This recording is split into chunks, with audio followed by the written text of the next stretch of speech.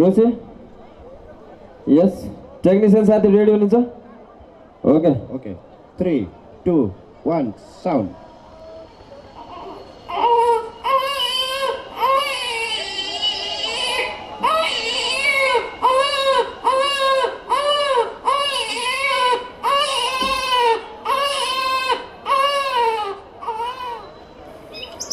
लक्ष्मी दिदी सुन्नु न लक्ष्मी दिदी सरिताले त छोरी पाइछ अरे नि त जाम न जाम हेर्न जाम ए हो र छोरी पाइछ सार्दैले जाम न त जाम सार्दैको छोरी हेर्न जाम खै छोरी भएर जान्छ छोरीको कर्म कस्तो हो कस्तो त्यही त लक्ष्मी दिदी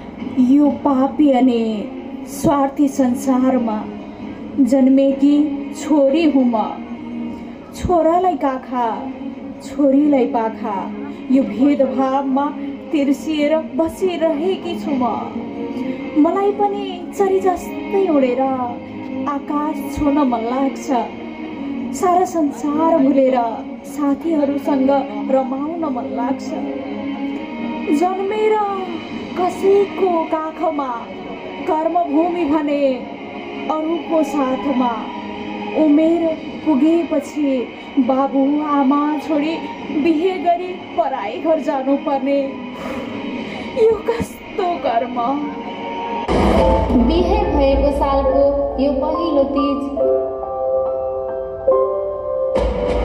श्रीमानलाई विदेश फोन गरेको फोन पनि लागेन काममा व्यस्त भएर होला खै भाइ पनि लिन आएन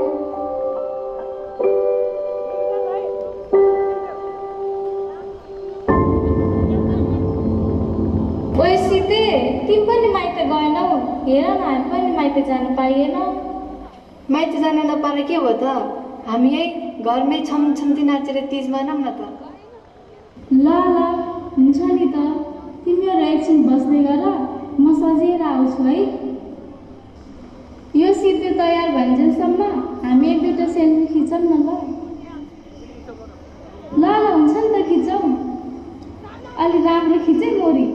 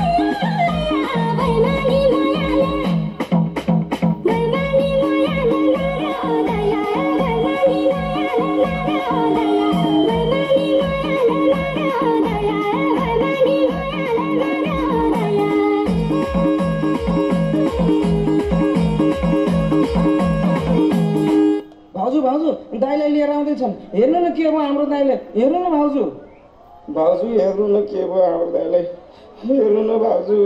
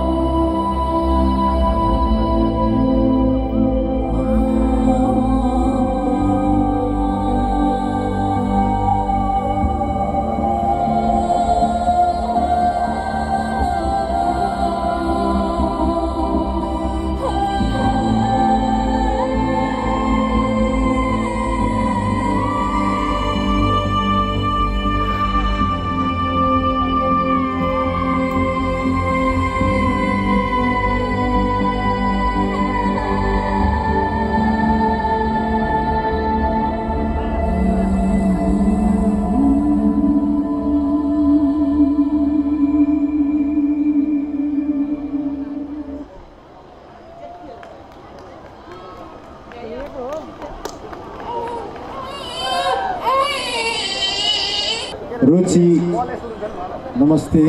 नमस्कार सर।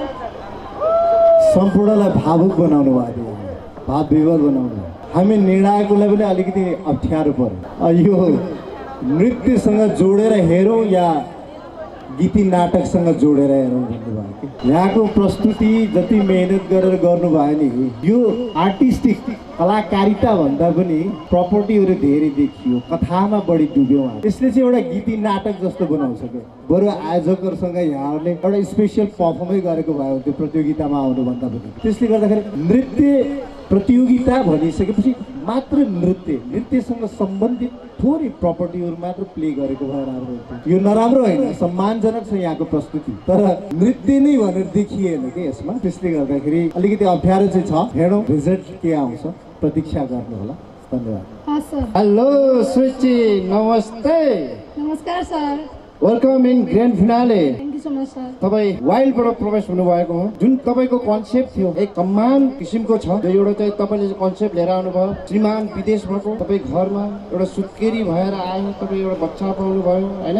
एउटा चाहिँ तपाईँको भूमिका एउटा चाहिँ विवाहित, एउटा चाहिँ म्यारिड लेडिजको उसमा तपाईँले खेल्नु भयो। जति पनि गोविन्द प्रभात सरले भनेको कुरामा म 100मा 100% एग्री छु। किनकि हामीले डान्स कम्पिटिसन गरेको हो, गीती नाटक होइन। एउटा पहिलो चाहिँ तपाईँको कन्सेप्ट र त्यो जुन तपाईँको गीत लिएर आउनु भयो, जुन चाहिँ एउटा चाहिँ कथावस्तु लिएर आउनु भयो नि, एउटा नाटक टाइपमा थियो। यसलाई एउटा चाहिँ नाटक सम्मान लिएर आउनु भयो भने त्यही किसिमको एउटा चाहिँ कुनै कम्पिटिसन हुन्थ्यो भने धेरै राम्रो हुन्थ्यो। प्रपर्टी धेरै युज भएको छ, राइट, ओके, केही फरक परेन प्रप युज गर्नलामा होइन। तर जुन तपाईँको विषयवस्तु थियो त्यो एउटा चाहिँ नाटक प्रति गयो। र अब सिधै आउँदाखेरि तपाईँको कन्सेप्ट हेरेर आउँदाखेरि तपाईँको एउटा चाहिँ खुसी, जब तपाईँले चाहिँ ड्रेस चेन्ज गरेर आउनु भयो नि, एउटा तिजको गानामा एउटा चाहिँ विवाहित लेडिज भएर आउनुभयो, एउटा चाहिँ त्यसमा तपाईँको जुन खुसी भएर नाच्नुपर्ने गीत थियो, तपाईँको जो एक्सप्रेसनमा एग्रेसिभ देखियो, त्यसमा खुसी भएर नाच्नुपर्ने हुन्थ्यो। किनकि तिज आएको थियो। एउटा तपाईँको साथीहरू जो सपोर्टरहरू आएर तपाईँलाई चाहिँ जुन किसिमको चाहिँ ल नाच्नु यताउता भनेपछि तपाईँ ड्रेस चेन्ज गर्नु जानुभयो होइन। त्यसमा त खुसी हर्ष आउनु पर्ने। तपाईँको जुन तपाईँको एक्सप्रेसन कताको उसमा चाहिँ एग्रेसिभ छ। त्यो सुरुदेखिको त्यो लास्टसम्मको जुन तिजको गानाको जुन पर्फर्मेन्स थियो नि, त्यसमा खुसीमा आउनु पर्ने। तपाईँको एउटा चाहिँ तपाईँको फ्रेसमा जुन एक्सप्रेसन थियो त्यो खुसी आउनु पर्ने हो। सेकेन्डमा थर्ड सेक्सनमा चाहिँ तपाईँको जुन इमोसन थियो, जुन एग्रेसिभ हुनुपर्ने थियो, त्यो चाहिँ राम्रो। जुन तर जुन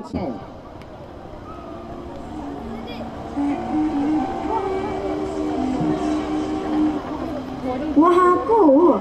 सधैँ नेपाली सेनाकै पोसाकमा हातमा रातो झन्डा लिएर हिँड्नुहुन्छ त? उहाँ एक सच्चा देशभक्त हो जो एक लडाईँमा परि आफ्नो दुवै खुट्टा गुमाउनु भएको थियो।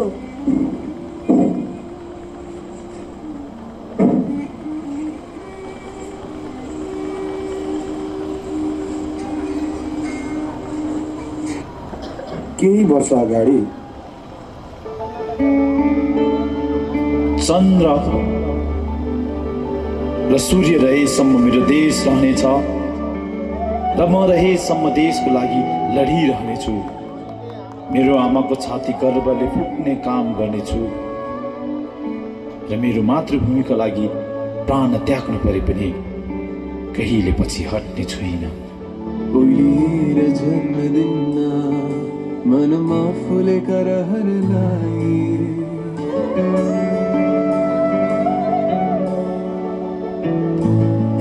हुन दिन्न ध्यारो कहिले मेरो आशाको शहरलाई।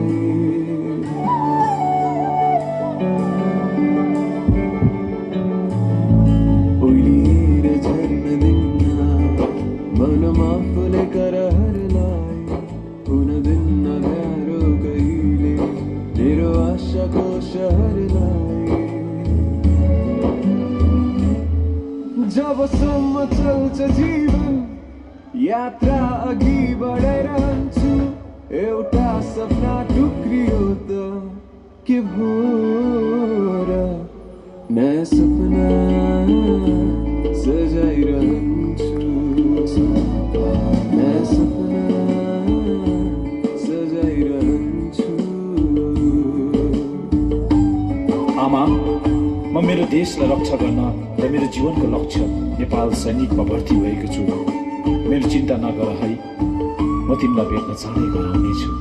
धैर्यताको बिरुवा रोप्छु विपत्तिको बहिरो झरे पुछिदिन्छु आँसु सम्झी आँखाभरि बाढी आए मार्यो मर्यो भएन उसलाई आफ्नो प्राणको माया केवल ठान्यो त आफ्नो मातृभूमि बचाउने उसको कर्तव्य जसले जान गुमायो देशको लागि सलाम छ अनि सम्मान ती शहीदहरूलाई मनभित्र मर्न दिन्न कल्पनाको रहरलाई भुइँचालोमा पर्न दिन्न मेरो आस्थाको घरलाई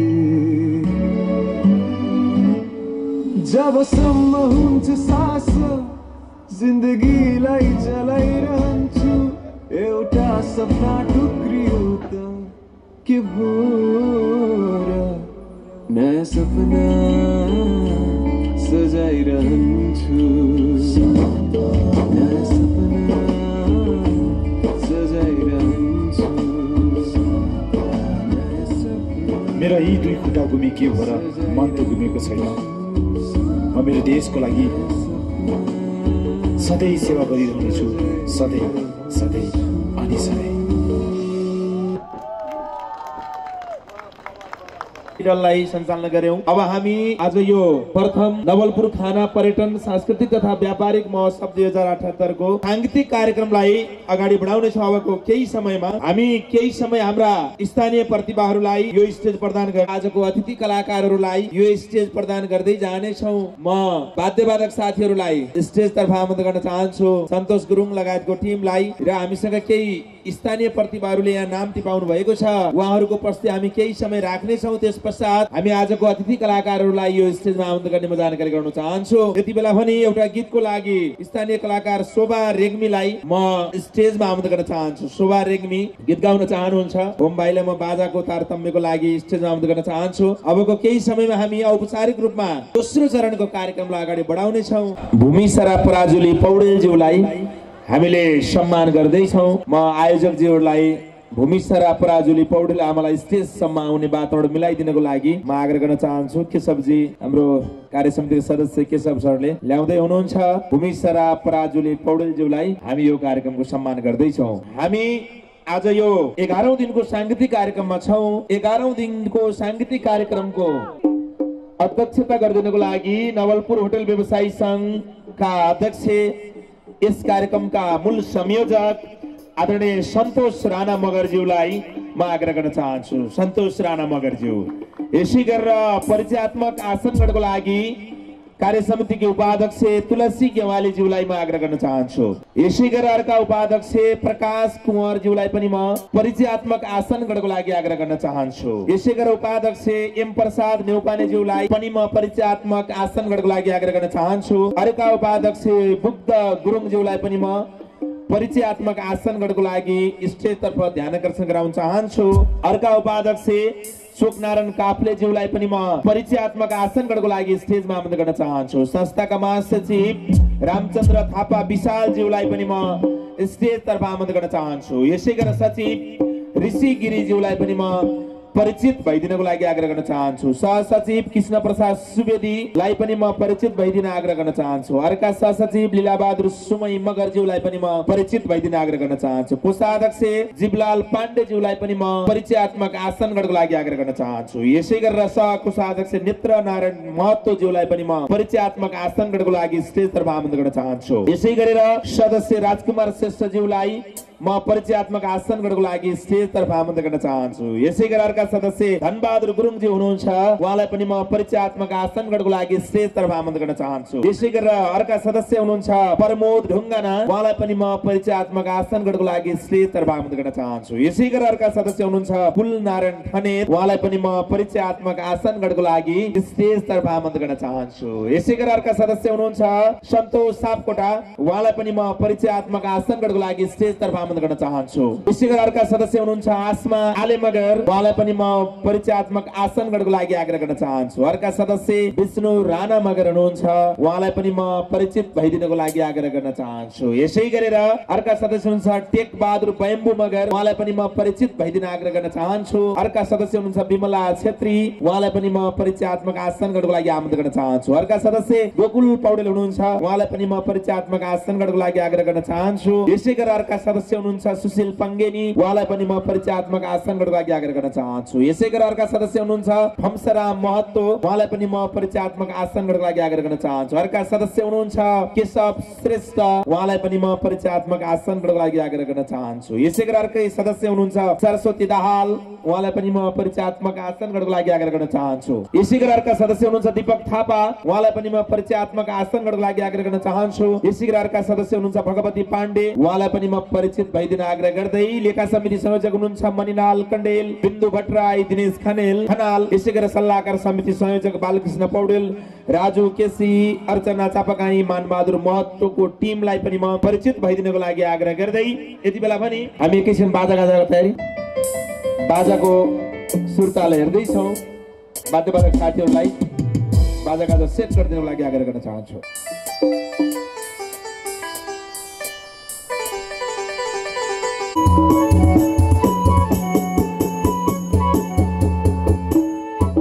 यहाँ सबै खाले दर्शक भगवानहरू आउनु भएको छ। अलिकति उमेर पाकेको बाआमा नि आउनु भएको छ, भर्खरको अधवयस्क दाजुभाइहरू आउनु भएको छ, भर्खरको भाइ बहिनीहरू आउनु भएको छ। यति बेला भने हामी अलिकति उमेर पाकेको बाआमालाई पहिला हामी यहाँ भजन गाएर यता हाम्रो आमा नाच्नको लागि तयार भइसक्नु भएको छ। लड्नु हुनुहुन्छ कि रिङ्गट लाएर विचार गर्नुहोस् है अध्यक्षज्यू। हे बज मुरली कृष्णको बज मुरली, वृन्दावनमा हाम्रो मनमा बजो मुरली, बजो मुरली, बजो मुरली, वृन्दावनमा हाम्रो मनमा बजो मुरली, बजो मुरली, बजो मुरली, वृन्दावनमा हाम्रो मनमा बजो मुरली, बजो मुरली, बजो मुरली, वृन्दावनमा हाम्रो मनमा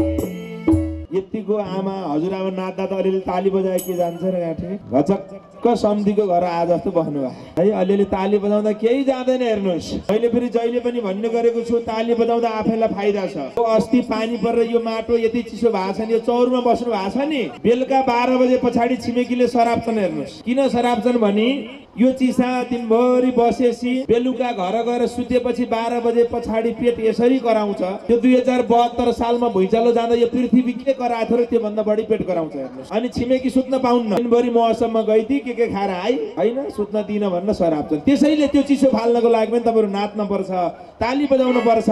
तपाईँहरूको रमाइलोको लागि पनि यो महोत्सवको आयोजना गरिएको छ। सबैलाई रमाइलो गर्नको लागि म आग्रह गर्न चाहन्छु। ए कहिले गोकुलमा कृष्ण कहाँ जानुभयो केशवजी, खै लट्टाधारी, ओ लट्टाधारी आउनु, जट्टाधारी, ओ केशव श्रेष्ठजी। ए कहिले गोकुलमा कृष्ण कहिले वृन्दावन, सबैले एकपटक हात माथि गर्नुहोस् त भगवानको नाममा। ए कहिले गोकुलमा कृष्ण कहिले वृन्दावन, केले होला कृष्णजीको चञ्चल भएको मन। कहिले गोकुलमा कहिले वृन्दावन, केले होला कृष्णजीको चञ्चल भएको। अरे ए कहिले गोकुलमा कहिले वृन्दावन, केले होला कृष्णजीको चञ्चल भएको। अरे ए कहिले गोकुलमा कहिले वृन्दावन, केले होला कृष्णजीको चञ्चल भएको। अरे ए कहिले गोकुलमा कहिले वृन्दावन, केले होला कृष्णजीको चञ्चल भएको।